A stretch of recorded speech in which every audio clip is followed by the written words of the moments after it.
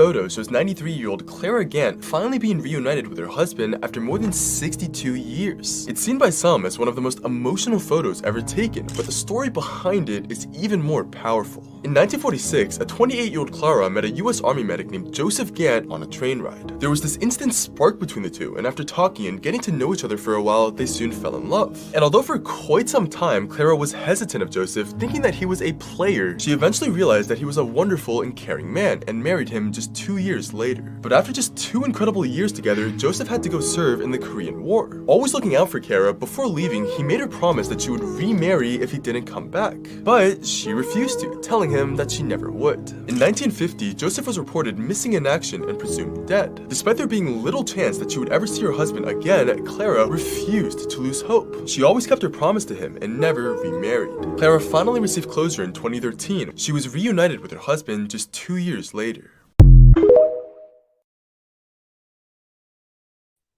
Good evening, good evening, good evening. Thank you for joining me here for Conversations with Taz. And you know how it is. It's Freeform Friday. So we got a little sprinkling of everything tonight. And let's jump right into it. We all know about the Passport Bros. And the Passport Bros, they have been having a week, okay? They have been having a week, and chef's kiss to all of y'all for sending me information on them in a ton of videos.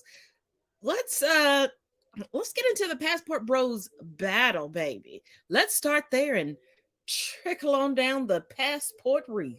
Who is this? Yo, it's Jay Rello, freshest. Who is this? Yo, it's Jay Rello, freshest and Gary, the most viral man on the internet right now. What's the problem? Hey fam, you ain't the most viral man on no mother. You ain't Charleston White, nigga. Shut your Nigga, dumb it's me. It's me. You did a whole video. You did a 2-hour video on me, my guy. I'm here. I'm here. I'm here. What's good? I'm glad you came, bro. Let me ask you a question, man. You're not ashamed of yourself, bro? No, I'm not. I'm him for real. I'm Himothy in real life. I'm that dude in real life, bro. I'm a mom. Everything is working out for your boy. Trust me. It's Jay Rello. I'm in the building. I believe you, though, because like, you can get money off this shit, so I believe you. So listen, though. So if you was him, though, why couldn't you string together $100, my nigga? Because it was a social experiment, and I went over budget, so I called on my subscribers who gave me the money in the first place to go to send me another 100 so I could get back on my mom. That's all it was, social experiment. Everything's well documented on my mom. Yeah, see, I was looking at it like that, like, and so here's my thing, though. We begging for money, you know that shit gonna come back as a question of why you were in a foreign country. I don't think you was bullshit. I mean, I literally. It wasn't. You said you was going with $500. I took $760. I took $762 out there for a 5-day vacation to see was it possible to actually make it last. Because you know, Sosua is a popular sex tourism destination. Yeah. Is that what you doing over there? I'm not a sex tourist per se, but one of my subscribers suggested I go there as a social experiment to basically see if I could last for 5 days, considering what goes on there. So I took that budget. I was trying to take 800, but I went short. And that's the first or the second time you went? That's the second time I've been. Right. So what happened the first time? Was the first time a social experiment too? No, the first time was just to see how it was. I ain't gonna lie. But the first time was definitely just to see how it was. But they suggested I go back. Like I'm doing Cartagena too, coming up. So I'm doing a whole series on traveling on a budget. They eating it up. They love that shit. No, so you smashed 2 prostitutes over there though, right? Yeah. And so that makes you a sex tourist, bro. Nah, because that's when you're going somewhere specifically just for that. I'm not going specifically for that. Like, I'm traveling. I'm a content creator, bro. Like, I do like crazy stuff on my YouTube channel. That's part of my whole thing. You know what I'm saying? You done signed with an agency or something, bro? Somebody got you, like, you got a handler now or something, bro? What you mean you a content creator? I'm a content creator, bro. Bro, I thought you was a nigga fresh out of Gary, bro. Like, what you talking about, bro? Like, since when did you? No, I'm from Gary, but I've been like I dress nice and stuff, so they call me. That was like my little nickname I earned out here, like Fresh is in Gary. Because every time people see me, I'll be fresh, like dressed nice. So that's where the Freshes and Gary thing comes from. It's like a little, it's a nickname. So I'm saying, though, so you consider them videos you doing, you call that content, bro? Yeah, I got over 2 million views on WorldStar right now. Yeah, it's definitely good content. It's created a great dialogue from it. Like, even your video, it was a good video, even though you spent a lot of time dragging your boy, but it was a good video. On my mom, I appreciate it. Somebody, hey, Jay Rello, slow down, bro. Go ahead. Go ahead. You ain't got 2 million views on WorldStar, bro. You have your own stuff. You got your own channel, bro. What do you mean? I have 2 million. My live, that snippet from my live got over 2 million views on WorldStar right now. No kidding. Right, so they running up a check on you then, right? Yeah, I mean, I don't know how that works. The WorldStar supposed to cut me a check. I don't know how it goes, huh? Yeah, well, here's how it goes, bro. You make the money on your channel. Once your shit go to somebody else's channel and somebody else running you, they're making the money. Now you're the joke, bro. We all making money off you. Hit my Cash App and pay me for talking to this dumbass fuck nigga. See what I'm saying? That's how that works, bro. You getting everybody else paid. Like did you flip this into something for yourself? Yeah, my subscribers paid for the whole trip. Right. They paid for the whole trip. Hey fam, you had 42 people in your chat, nigga. Fuck you talking about? How many? What you say? You had 42 people in your fucking live chat, nigga.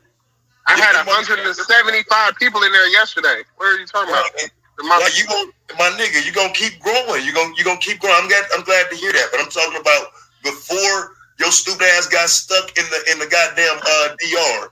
You had 42 people watching you. You were dependent on 42 people to bring you home.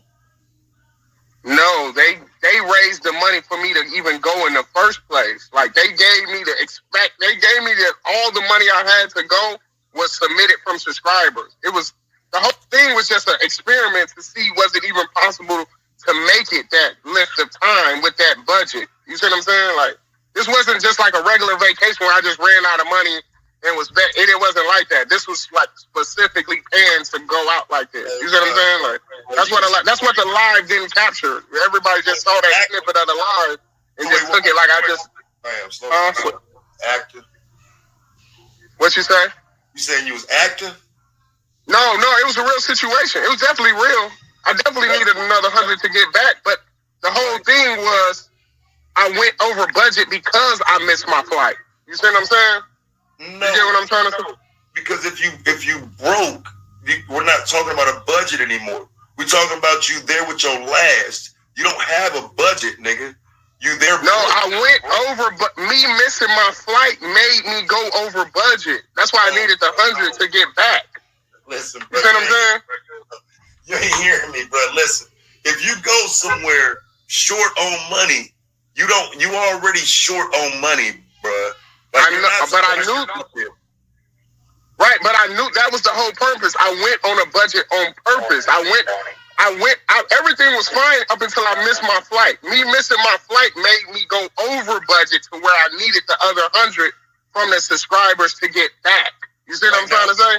No, right. And so what I'm saying is you don't have that $100, so that means you should not be traveling because now you're dependent on other people to get home from a country. You don't right, think that's a bad look for a black man? Right, it is a bad look if that was an actual real situation, that definitely would be. But I knew that going out there that could be a possibility that I could go over budget. You see what I'm saying? So it was it's a social experiment, bro. It's gonna have outcomes whether it's good or bad. You see what I'm saying, bro? Like I definitely wouldn't go out the country and didn't have no backup money to back me up, bro. Like it was that's the whole thing of it. You know what I'm saying? So, but you sitting in the pool, bro. You talking about how good it was with the girl and whatnot, fam. Yeah, it was lit. It was lit. We had a good time. So like these are not social experiments, bro. like that's like an excuse, and I get what you're saying because like you're definitely experimenting, but you're experimenting with your life too. You know that, right? You're in a foreign country, you ain't got no money, Like you in a bad, you cussing at motherfuckers, talking shit to people. Like, bro, you don't think you were in a dangerous situation? Turns out Helga Babushka is a chameleon, fellas. And someone says, OMG, Helga is a chameleon. That's not good because she will adopt whatever things that will benefit her.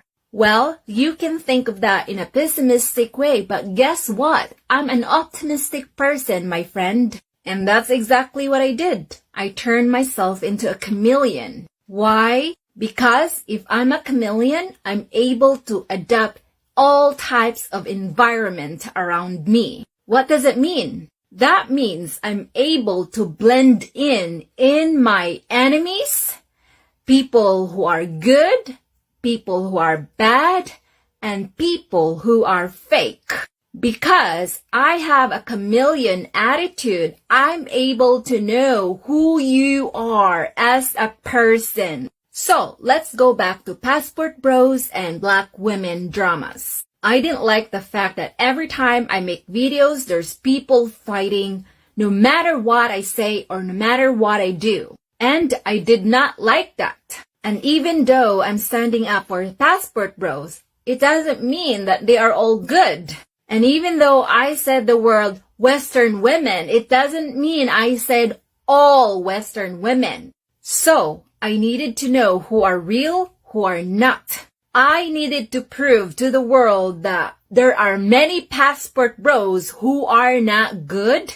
And I needed to prove to the world that there are many Western women who are good.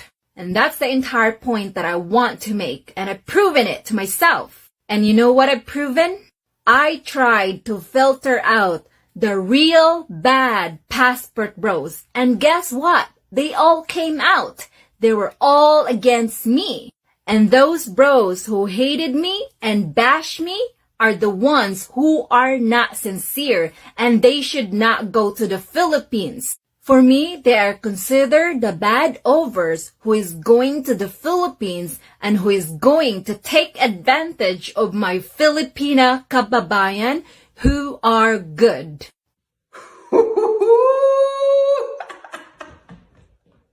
Helga clap back at it. We gonna clap back. We gonna clap back. Yo, Helga clapped back at the Passport Bros. She said, don't play on my name, son. Helga said, don't play on my name. Helga said, oh, that's how y'all gonna carry it? Well, guess what? Now I'm on your head.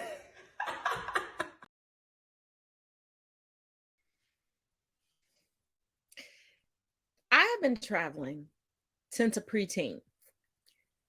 I've even had friends of mine and I that we've conducted social experiments where people have put online that you can go to this country on this budget. And we're like, okay, this is what we would go get a prepaid card. This is the money we would put on there. But we would still have our other cards. We would, and we would say, factor cap. Yes, you can vacation, have a lovely vacation with this budget. This is how you do it. No, you can't. They lied to you. Straight cap. Bada bing, bada boom. Also, I've noticed that the Passport Bros rely heavily on a lot of non-Black women in order to perpetuate their movement, where the vast majority of them never leave the country. And if you think I'm joking, they're having breakdowns now. Take a look. In today's episode of 90-Day Passport Pookies, we have the spokesperson and the self-appointed head Pookie in charge having a mental breakdown. Let's watch. Sweep them off their feet. But the moment you don't give them that shining armor, sweeping off the feet mode, they turn into vicious little cunts. Very vicious. Hell, my mom even did the same fucking thing, man. My mom cannot even tell you who my father is. It was at this moment he knew. I love my mom. He fucked up. But the truth has to be told. My mom can't even tell you that. Because she rode the cock carousel.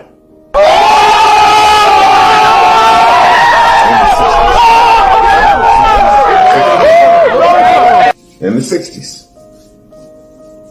Yeah. My mom and dad had separated. They were living in Cleveland at the time.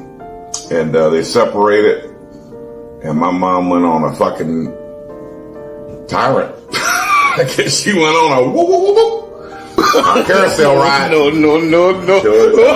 Caught up with her. Caught up with her. For sure. Oh yeah, caught up with her. And yeah. Since the beginning of time, it's been the same fucking way, man. There's only a few of us out here that are lucky. There's only a few of us men out here that are lucky enough to say that they've met a woman that's never done that. Because it's not very fucking many. It's not. It's not very fucking many. As soon as they lose their virginity, it's on and cracking. It's like that. I'm like I said, I'm just watching these movies of women that are fucking these other men and getting pregnant and fucking hiding the fact that they've gotten pregnant by somebody else and trying to pawn the baby off on this guy so that way she doesn't lose her position of power.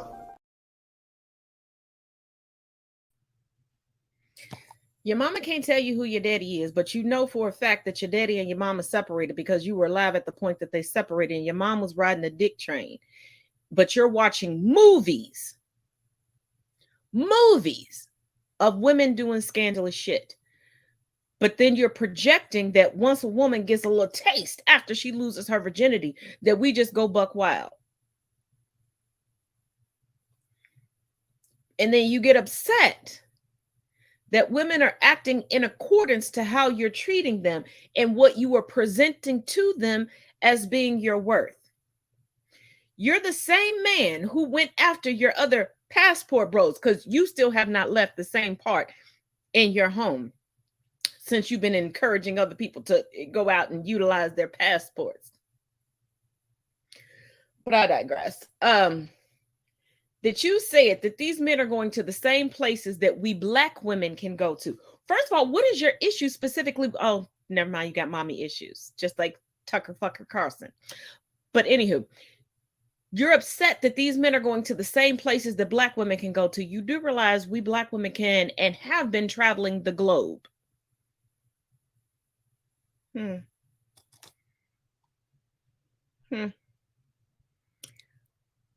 But let's go into the side of the passport bros that the passport bros didn't see coming. The rest of us did, but they didn't.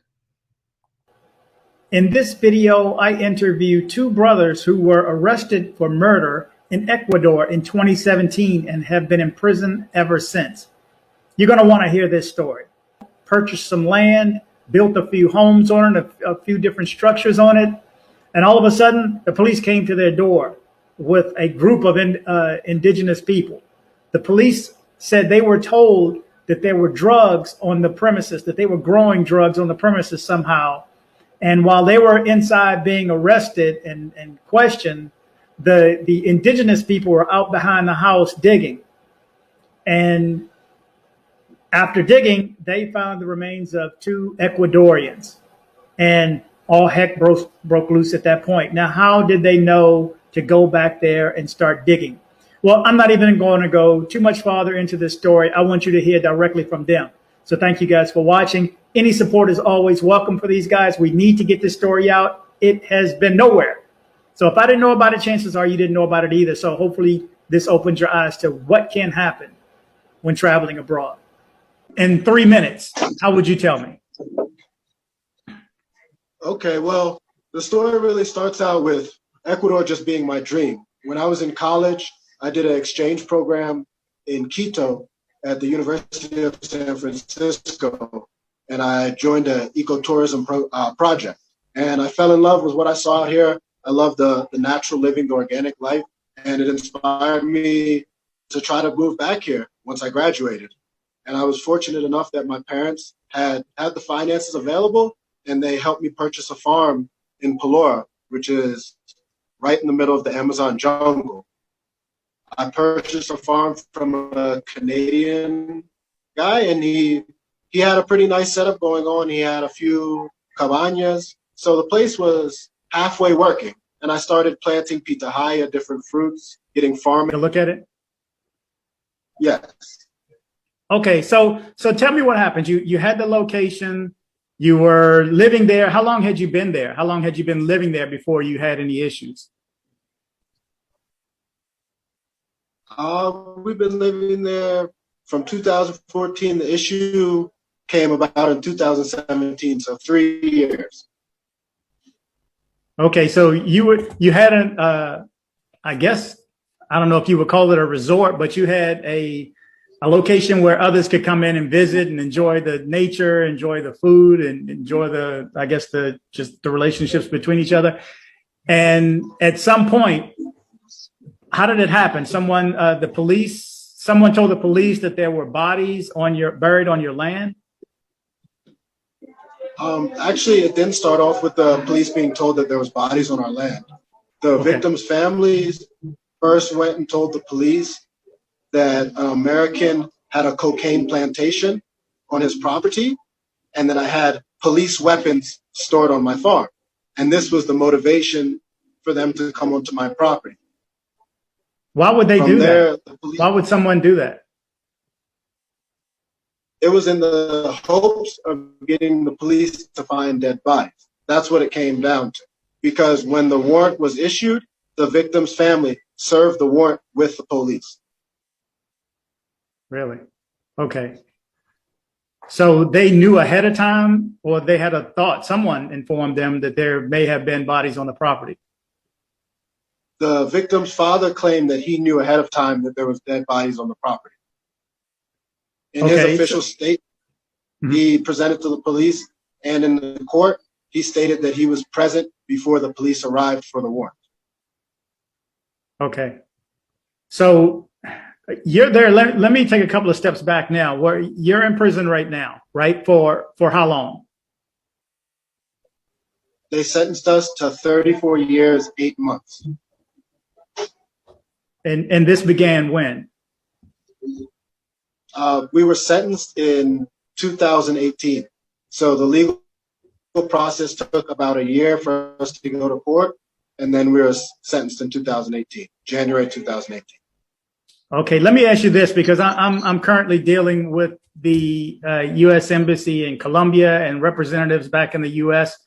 I assume you've seen my videos on Mr. Reed being murdered in Colombia and my following up on that. I guess that's how you heard about me. But has the U.S. government at all rendered any assistance to you guys at all?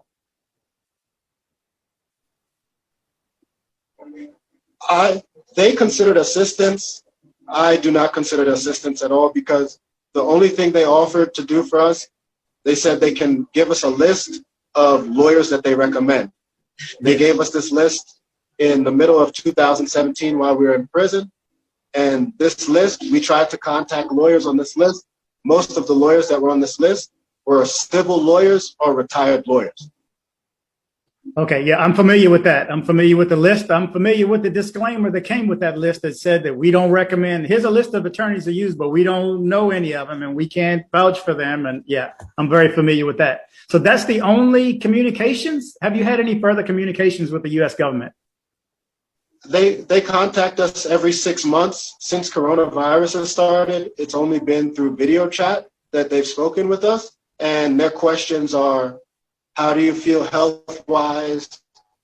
Is anyone bothering you? Do you have any problems? And I'm not sure how up-to-date you are with the prison system here, but just February 23rd, in all the regional prisons in this country, there was an outbreak of gang war.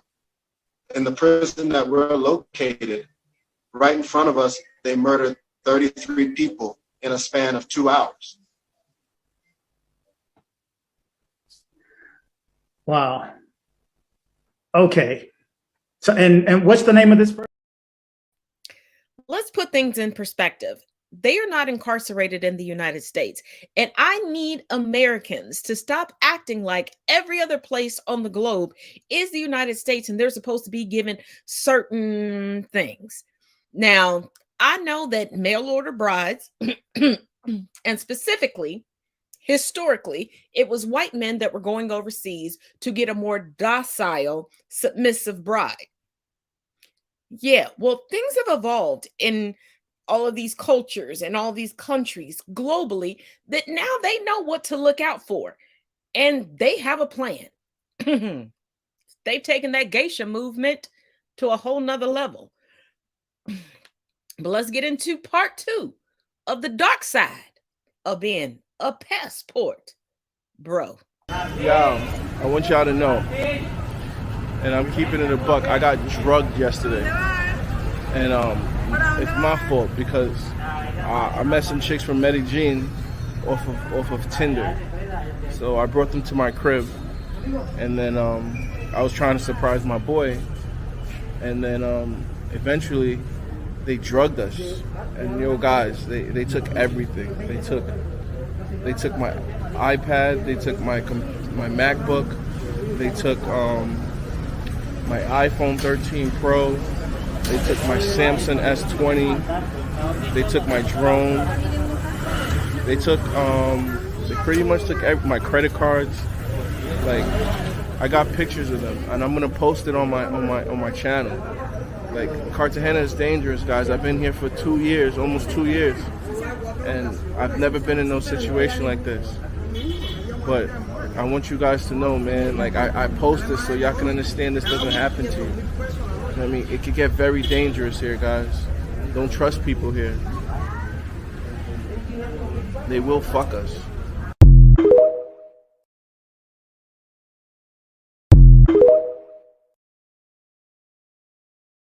Sorry, not sorry.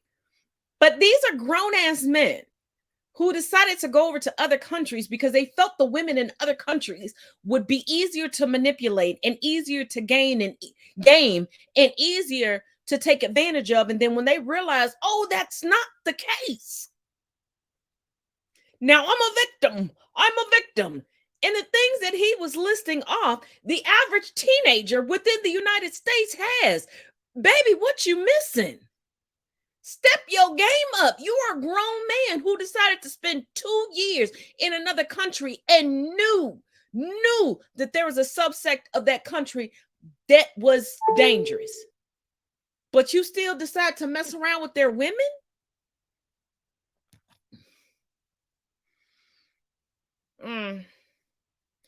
Must be nice. But let's keep it pushing. We know that on this side of the pond, we have Candace Owens. We have a new import that came over from the other side of the pond. Y'all, buckle up, Buttercup, because she thinks she's doing something. Because Sambo, have you heard? What are white people superior at? What exactly are white people superior at? They're real good at violence. Genocide. It's like... Here's the thing. If someone were to ask me what are morbidly obese people superior at, and I responded, eating, I'd be considered fatphobic. Or if a group of white people were asked what are black people superior at, and they replied, poverty, crime, abortion, obesity, fatherlessness, there would be absolute uproar. Yet it's seemingly okay because it's a group of black people being racist. You are literally becoming the thing you claim to fight against. Black people are not superior, white people are not superior. We are just people.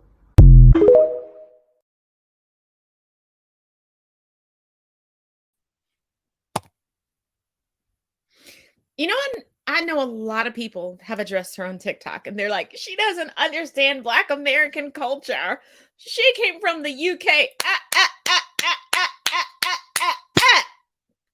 Let's not play stupid. Let's not pretend that the United States has not been chasing the coattails of its older brother, okay? That it ran away from, like Ben Franklin ran away from his older brother, all right?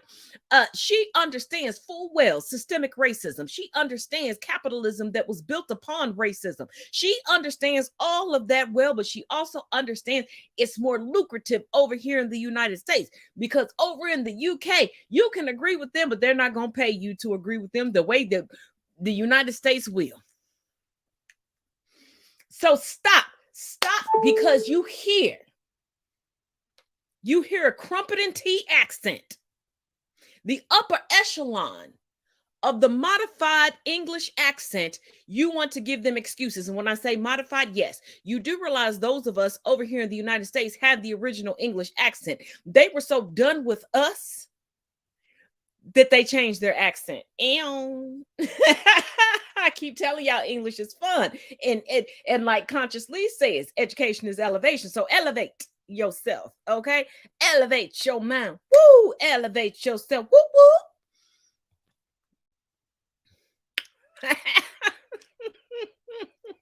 Now, let's lighten things up a little bit, because that Contested Coalition member, nobody's superior. No, baby, we weren't the ones that created the hierarchy of race. But keep bootlicking for a check because you have no discernible qualities. Like I said, let's lighten things up.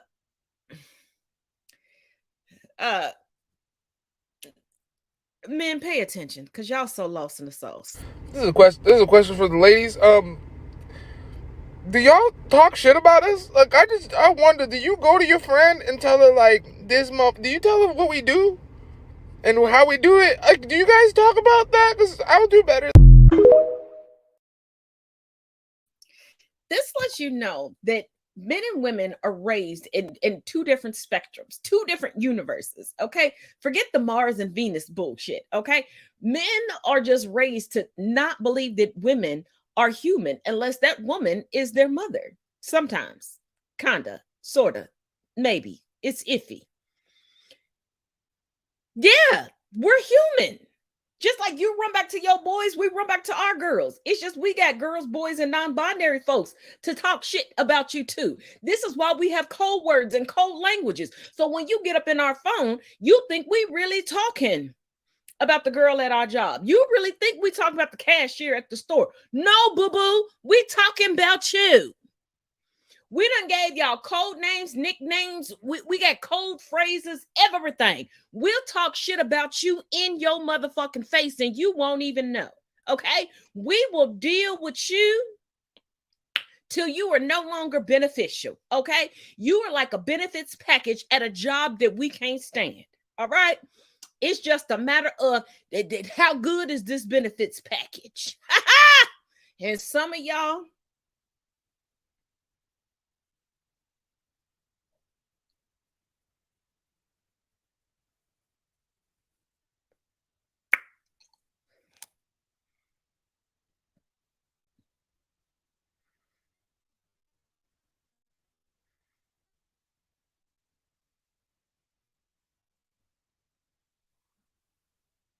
I'm just saying. But let's get into this Washing Gate 2023. Why does this keep coming up every 2 to 3 business years? But let's get it. Let's go. Turn the volume up, because you're going to have to go get you some more snacks and some more beverages. Let's go. I think using a washcloth is for poor people, but I don't think that washing your legs and feet is for black people. I agree. I think the washcloth is a poor person thing. Because I've only met poors who use them. I've never met. Wait, but is it also European? Because I have European friends that do it as well. Maybe they're poor. I don't know. I don't know. But we never did in my house. There was no time for that. I know. I've ended friendships when I saw washcloths. I'm serious. I don't want that stink on me, that like poor stink. Yeah.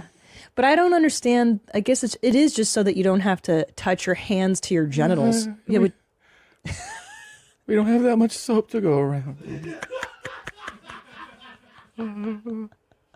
Get out of Is here. that the utility, or is the utility like I don't have to touch my bare butt or my bare genitals? I don't know. My bare. I think it's more of a puritanically rooted thing of like I don't want to touch my bits.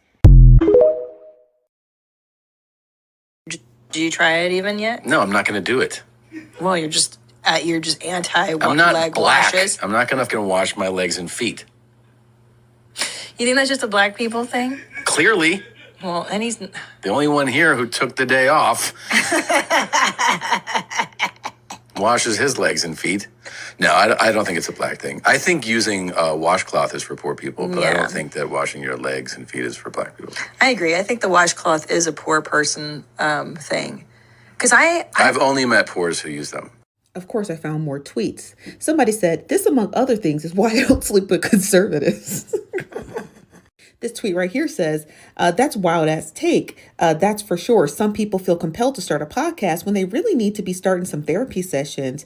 If they need to record these sessions to make it feel more podcasty, then cool. But these type of steeping hot takes are trash. I couldn't agree more. Now, y'all got Jackie jumping in the chat, and she said they both look like they haven't washed their feet in decades. The fact that some of the whites have to come out and discern themselves from these people is hilarious.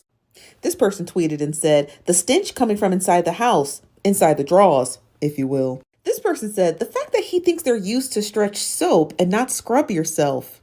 Mind blowing. This meme, the collective black disapproval. Yes. Apparently that podcast is available on YouTube. I'm definitely not going to watch it because it just feels very anti-black and I'm just not with it. You try it even yet? No, I'm not going to do it. Well, you're just anti I'm not leg black. washes. I'm not going to wash my legs and feet. You think that's just a black people thing? Clearly, Well, and he's the only one here who took the day off washes his legs and feet. No, I don't think it's a black thing. I think using a washcloth is for poor people, but I Yeah. don't think that washing your legs and feet is for black people. I agree. I think the washcloth is a poor person. So the bubonic plague, aka the Black Death, wasn't enough for y'all to get it together. COVID-19 wasn't enough for y'all to get it together. And you really think that using a washcloth, buying additional materials, soap is used for a washcloth? And no, you're conserving soap by using your hand, soaping up your hand, and using that to wash partially your body.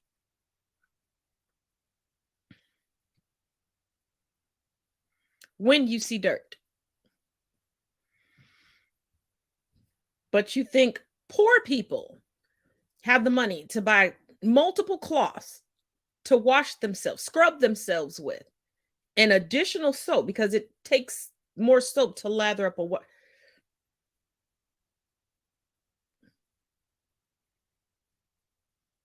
People think this is a classism thing. No, this is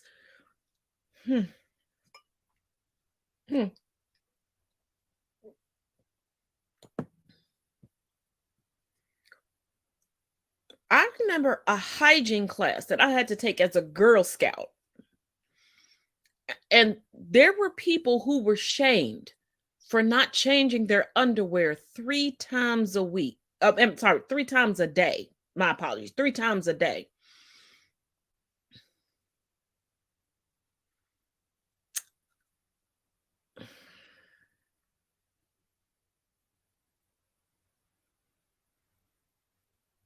Now I see unequivocally why there's a subset of white people who believe that their complexion changes after exfoliation. That's not exfoliation.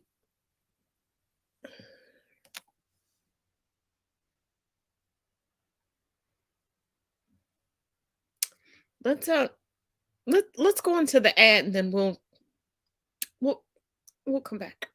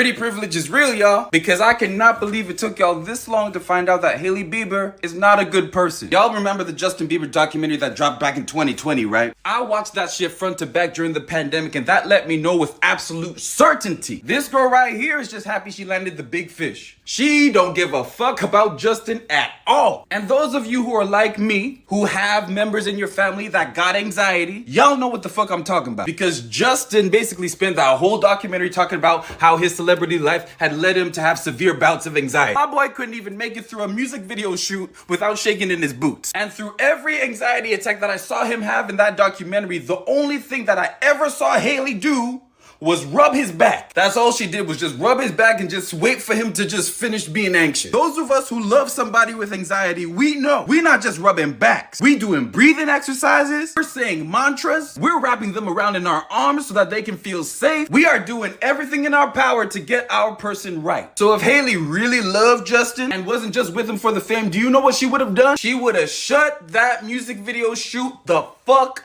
down. She'd be talking about, hey, we not doing it today. That's it, y'all. Dude, we talked about this. Why the fuck is Justin out here when he's not ready? Help me get him off the set, man. That's how you respond when your loved one is going through an episode.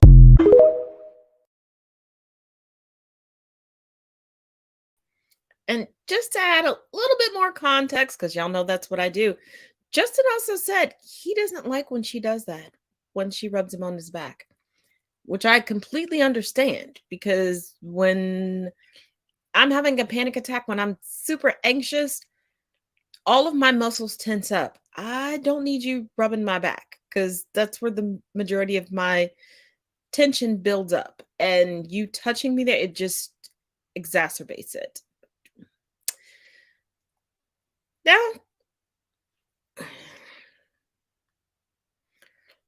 I've told y'all for a while, on multiple platforms, that there's a subset of white people that are just sitting back, figuring out how to capitalize on oppression. Exhibit A. So this is going to be a quick story on how Michael thinks that he's about to sue Howard University for $2 million for racial discrimination, even though he got a full ride scholarship to the school. So boom, Michael starts attending Howard University in 2020, right at the height of the pandemic when everything was fully remote. All of his classes fully remote, but they got group chat, right? You got to chat with your classmates. During one of the discussions, and I kind of need some more context, but they are saying that Michael asked 2 questions and he encouraged dialogue, but he didn't like the dialogue that happened, right? So one of the questions was, Black voters didn't question turning to the government for solutions. I need to know the context of this, because what are you talking about? I hope he's not talking about goddamn government assistance, because what? And then number 2, reliable voting for the same party every election discourages both parties from responding to the needs of the Black communities. I mean, he was a law student, so are these his arguments? Because I don't understand. I don't know. Anywho, this made some of the other students completely the fuck upset. They reached out to administration, and administration apparently removed him from some of the group chats. Now, we can go back and forth on whether that was right or wrong, but I just feel like we don't have the full story here. This cannot be the only thing that happened. But what I do know is that some of those same students went in on this man's Twitter, dug up some old posts that he did where he says he was in support of Black Lives Matter. He showed his support by placing a picture of a slave that had just been whipped, the back of his back, and he captioned it, but we don't know what he did before this picture was taken. Now, he is saying this was because all of the other YT people was saying, you know, we don't know what he did. That's why the police unalived him. So he was in support. But Black people don't understand why you had to go find a picture of a slave that had just been beaten and posted on his Twitter. We just don't understand that. And then that's when he alleges that students started to respond with references to his race, gender, sexual preference, age, and personal appearance. AKA they was just talking shit. But Michael just could not handle the shit talking of the Black community. He was so upset that they called him Mayo King and White Panther. And I'm just sitting here like, did you want them to call you Black Panther? I mean, they still put King on the other side of Mayo. You should be okay with that. To me, it seemed like you were... When stepping into Black spaces goes wrong, but you knew that that was what it was going to happen, because a lot of people, white people, who apply for and get into HBCUs and get multiple scholarships always like to play victim and act like all of a sudden they don't understand the culture. But when they graduate or when they get that acceptance letter, everything about them says they understand the culture. This is their culture. But let's go a little deeper. From Revolt.tv, Howard University is prepared to vigorously defend itself against former white students suing for racial discrimination. Michael Newman, a former student at Howard University, is now suing the famed HBCU for $2 million. Not the alma mater of Madam Vice President and the Honorable Legendary Chadwick Boseman, but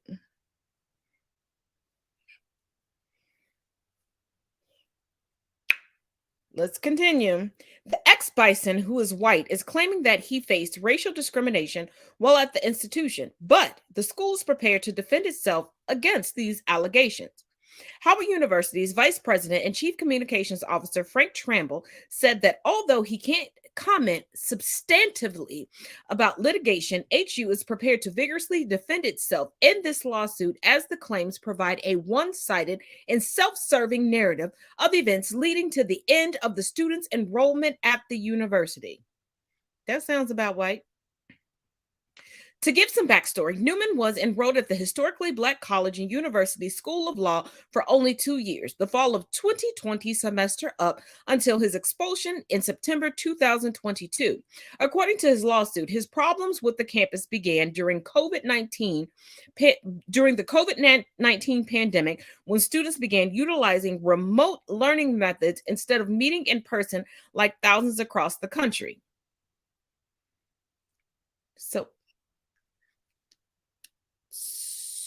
So face to face, the Black students were okay with you, meaning face to face, you put on a face. You put on for your city, put on. Anywho, Newman says his words were taken out of context, even though filings document one case in which he reportedly posted a photo on his private Twitter account of a slave with his badly scarred back exposed. The caption read, "But we don't know what he did before the picture was taken," the New York Post reports. So you didn't have a problem till things went remote, because you didn't get brazen until things went remote. Okay. Many at Howard University took offense to the imagery and accompanying message. During the 2020 United States presidential election, Newman asked,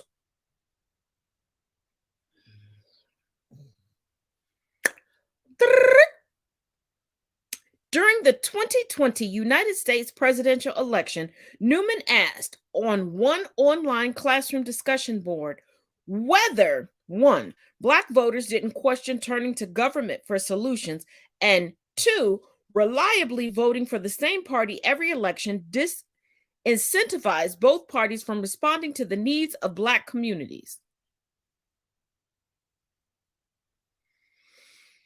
Whew, 2 dog whistles, 2 tropes back to back. Okay. Some condemned his statements, according to the lawsuit. In an attempt to rectify the issue, the white student announced he wanted to learn not just law, but to learn the thoughts and experiences of people of color.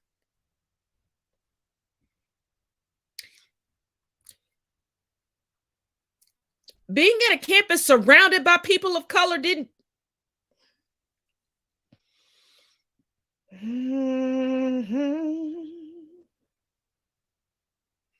You know what? Because I know a lot of y'all are about to.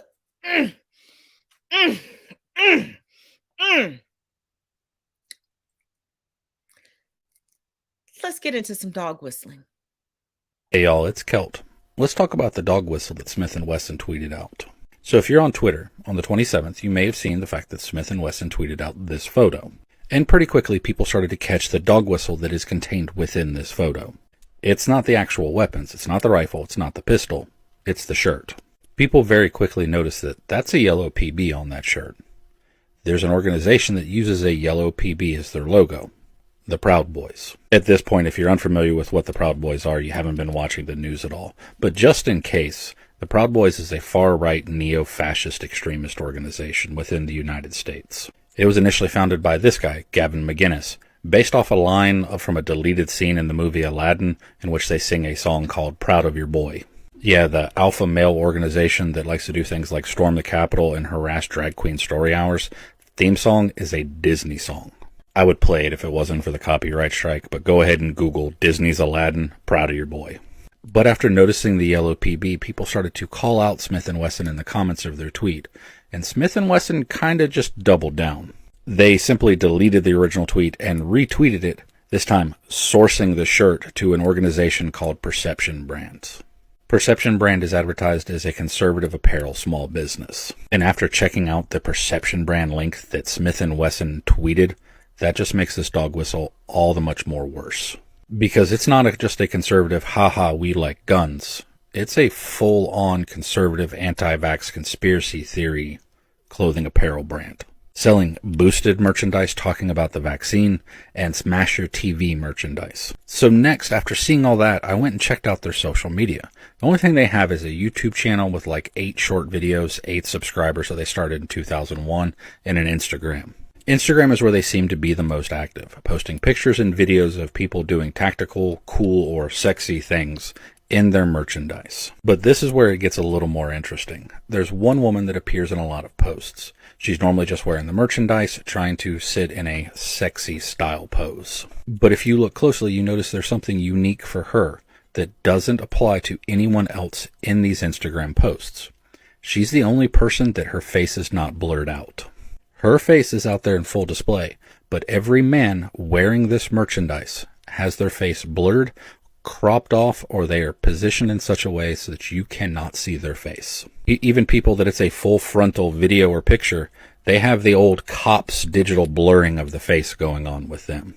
Is there a reason you don't want us to know who works for your organization, who models your products, or who even wears your products? Could it be your entire company is one giant dog whistle? Regardless of what they say on Instagram, they are most definitely associated with the Proud Boys, at least in support of the Proud Boys. Because every detail of that yellow PB shirt was deliberately picked to mirror the Proud Boys logo and insignia as a dog whistle. The color of the Proud Boys is yellow and black. The initials of the Proud Boys is PB. This is not an accident that they made their PB shirt yellow and black. Yeah, they picked a different script than the Proud Boys do, and they didn't put the laurels around the PB like the Proud Boys do. And that's why it's a dog whistle. If it was exactly like that, it wouldn't be a dog whistle, it would just be a copy. Problem is they flew a little too close to the sun with the back of the shirt. The back of the shirt features brass knuckles, also in yellow, with the PB in it, and the words, "Support your local enforcer." Proud Boy members are commonly referred to by the media as enforcers. When someone is identified as a member of the Proud Boy, it is very common for media outlets to label that person a Proud Boy enforcer. This is a direct calling to that. It's also a calling to a very specific Proud Boy shirt, in which the Proud Boys have their laurels with the brass knuckles, but instead of just saying PB, it says PYOB, Proud of Your Boy. Remember, Proud of Your Boy is like their anthem from Disney's Aladdin, and where Gavin McInnes got the name Proud Boys from. This entire item is a mock-up of a Proud Boy shirt done up in such a way that you can try to deny that it's a Proud Boy shirt. But other people who would either wear this shirt or wear a Proud Boy shirt will see you in this shirt and know what it means. That you are a member or at least a supporter of Proud Boys. And this was not just tweeted innocently. This was actually endorsed. Their organization linked by one of the largest gun manufacturers within the United States. Guns and fascism are so ingrained in American culture, people will just see this and overlook it.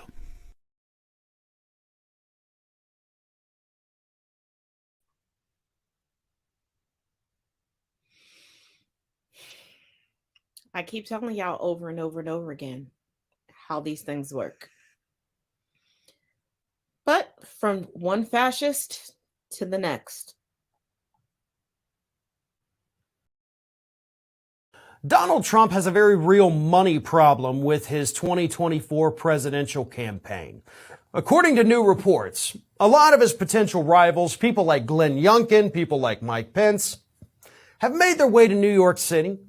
They're hosting these fundraisers. They're hosting meetings with the big money Republican donors in New York City, and there's quite a few of them. There's a lot of money to go around, but ask any Republican where the money is, and they're going to tell you it's in New York City. And they're also going to tell you that those New York City Republican mega donors want nothing to do with Donald Trump, which of course is why they're entertaining these ideas from Glenn Youngkin and Mike Pence, and Ron DeSantis was up there last week as well. They're willing to meet with these people because they're trying to see who's going to get the money. Like, who should we be funding as our 2024 nominee, as long as it's not Donald Trump. And of course, the reason that's a problem for Donald Trump is because ever since he left office, he has been bilking his supporters out of literally hundreds of millions of dollars. And most of that, believe it or not, is in fact coming from small money donors. So you've got this huge swath of MAGA donors out there that have already been given money for 2 years. And a lot of them have already tapped out. That's why Donald Trump's fundraising has slowed to a crawl. They have nothing left to give. The economy is not great. I know they tell us it's great on paper, but out there in real America, people are struggling. Red states, blue states, everybody's struggling to get by. Except, of course, the top 1%. But when that top 1% becomes off limits to Donald Trump, all he can do is continue to beg the low-income donors, the working-class donors, to send him more money. And they're sitting there saying, I got nothing else to send you. I've been sending you money for 2 years. What have you done with that? And the answer to that, of course, is that they were giving money to his Save America Political Action Committee, which cannot be used to fund his presidential run. They have to give money to the Make America Great Again Incorporated PAC. But they don't understand the difference, and it's hard for Trump to explain to them that, no, you got to cut off your monthly donations to this one and switch it over to this one, otherwise I can't use it. It's a cluster. It's a cluster F, to put it quite mildly. He can't get money from the big money Republicans. They're sick and tired of him. They want a safer candidate that might actually have a chance to win. The small money donors are totally tapped out. And the ones who aren't tapped out are giving money to the wrong super PAC, so he can't technically use it on himself. It's a bad situation for Donald Trump, but it's a situation that he put himself in because he was so desperate and so hungry and so greedy for money all the damn time. So he made his bed. He's going to have to lie in it. And meanwhile, his potential rivals are schmoozing it up with those big money Republican donors who are just itching to start writing checks for 2024.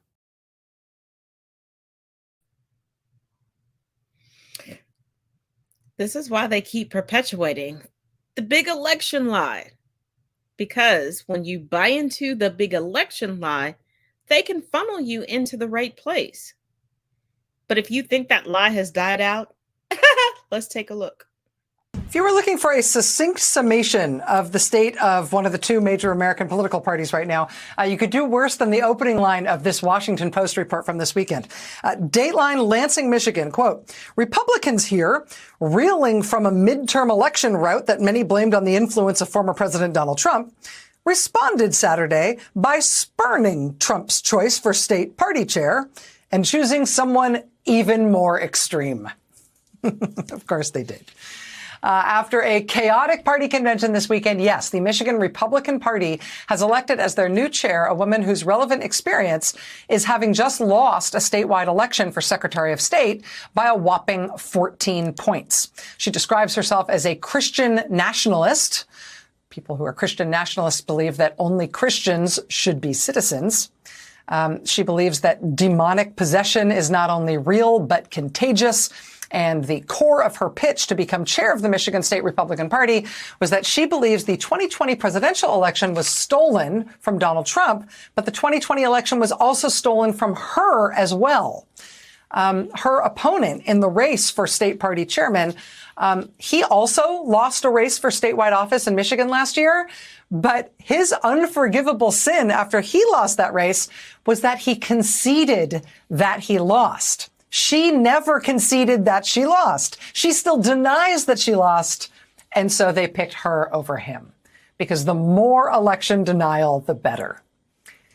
If there was any question as to whether or not there was any lessening of election denying radicalism in the Republican Party, it would seem that actually the opposite is true.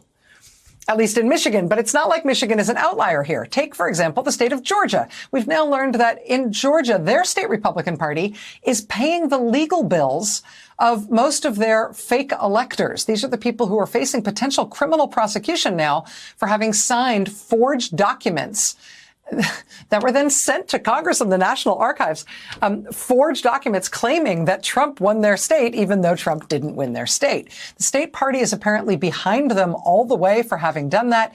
And we now know, thanks to the Atlanta Journal-Constitution, that the state party has already paid out over $200,000 for their legal bills.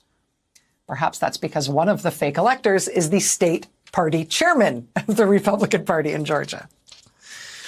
There's one other of these that I think goes with it in Washington, and it concerns Republican Speaker of the House Kevin McCarthy.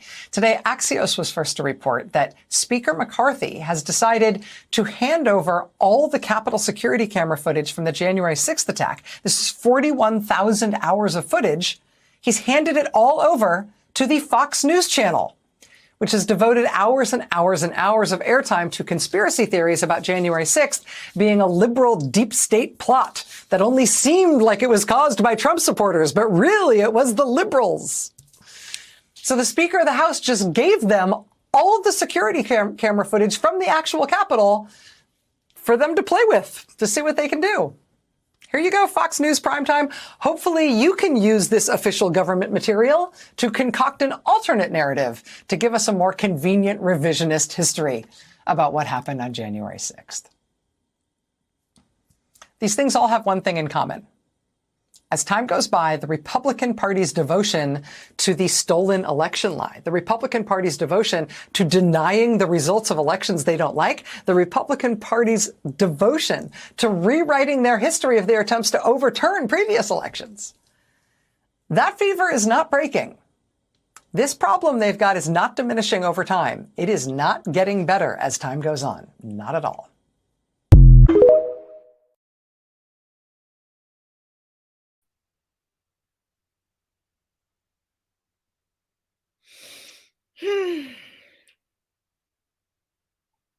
But as we're denying things, let's move over to the Murdaugh murder family, allegedly.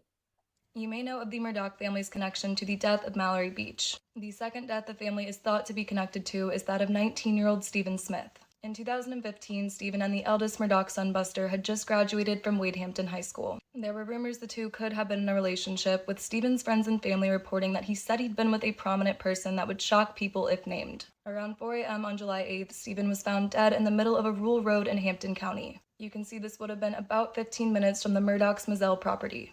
Ultimately, Stephen's car was found 3 miles from his body, and we now know he'd been on his way home from school when he ran out of gas. Investigators were quickly able to determine that he died of blunt force trauma to the head, but the scene itself just didn't make sense. There were no tire marks or any vehicle debris to suggest that Stephen had been struck by a car. His shoes were still loosely tied to his feet, and his phone was in fine condition. With that, Alex and Randy Murdaugh were unexplainably at the crime scene about an hour after the body had been moved. For some reason, Randy had even called Stephen's father, asking for his son's social media passwords and offering to investigate the case for free. By the end of the initial investigation, the pathologist, coroner, sheriff's office, and highway patrol could not come to an agreement. It was ruled a hit and run and went unsolved. Then, in 2021, just 2 weeks after Maggie and Paul were killed, the South Carolina Law Enforcement Division announced that they would, quote, be reopening the case based on information gathered in the Murdaugh family investigation. What they found, we don't know, but we do know that Buster was on his way home from a softball tournament that night. Stephen's best friend believes that he was picked up thinking Buster would take him home. Again, any relationship hasn't been confirmed by evidence, but regardless, Paul's ex-girlfriend Morgan says that these rumors aren't something the Murdaugh family could just let go, especially if Stephen wanted to talk. So as of today, Stephen's case has been open for nearly 2 years, with law enforcement only saying their investigation remains active and they've made significant progress. No suspect has ever been named, but the Murdaugh family has been mentioned in investigative documents more than 40 times. Mr. Murdaugh, I sentence you to the State Department of Corrections. As I've already stated, Alex Murdaugh, Richard Alexander Murdaugh, has been sentenced. He unequivocally will spend the rest of his natural life in prison. Any of you all that follow me on TikTok know that I did a TikTok live before coming on here, and Stephen's case is a little hinky, just like all the other bodies that have accumulated across the Murdaugh family. Now, I know they keep changing the pronunciation of all of their names, their nicknames, and even their last name. See, people only do that when they want to confluffer you. It's spelled Murdaugh.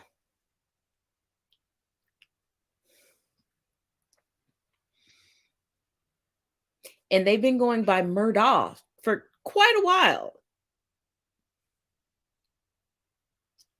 Until there's a dead body. Then they go by Murdaugh.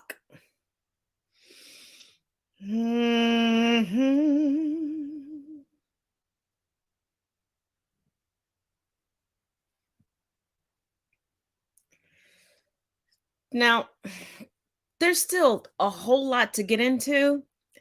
And I don't want to keep y'all for, I didn't realize how much I had been sent and how much we still need to get into. So I don't want to keep you for another hour or two. So I will have a special broadcast tomorrow. Make sure you subscribe to this channel, click the bell so that you're updated. But tomorrow, same time, same place, we'll get into everything else in depth with receipts. You know how we do. And with historical context. Now, if you know, and you follow me on TikTok, I was on TikTok punishment. I put out a video with somebody saying something with their whole chest. But I'm going to go and splice all of that together so y'all can see start to finish how that went. And I can go live. I just can't respond to comments or anything. So pass the word along. But as always, each one teach one, each one reach one. I will see y'all tomorrow, 9 p.m. Eastern Standard Time. Do you know where the phrase spill the tea actually comes from? Welcome to Why Do I Say That, where I look into the etymology and history of words and phrases so you don't have to. Nowadays, we say spill the tea when we want someone to tell us the hot goss. But originally, the phrase wasn't actually talking about the drink at all. Although this meme certainly fits the vibe, though that's none of my business. And although tea has long been associated with gossip, even dating back to the 18th century, this particular usage of the word tea, according to Merriam-Webster, can be attributed to black drag culture. However, in my research, the earliest print example was actually from the Lady Chablis, who was a trans woman and not a drag queen. In fact, she found it hurtful when people referred to her that way for obvious reasons. She actually used T as the letter, not the word, as an abbreviation for the word truth when she was referring to her truth. And because the word sounds the same as the letter, the phrase evolved to spill the tea.